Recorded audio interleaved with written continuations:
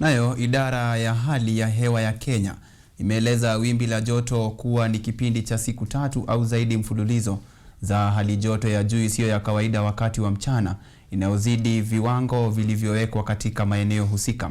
Maelezo haya yalitolewa katika taarifa iliyotolewa Jumapili, Februari mosi.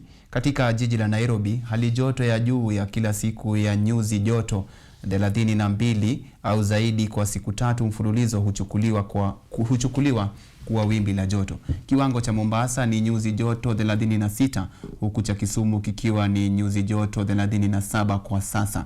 Kwa sasa, Nairobi inashuhudia hali ya hewa ya joto la wastani na linalovumilika, huku hali joto za kila siku zikiwa kati ya nyuzi joto 28 hadi 29, hali ambayo ni ya kawaida kwa msimu huu na iko chini ya kiwango cha wimbi la joto cha 32. Kenya Met inafafanua kuwa hakuna tahadhari ya wimbi la joto iliyotolewa katika eneo lolote licha ya jiji kushuhudia joto la msimu.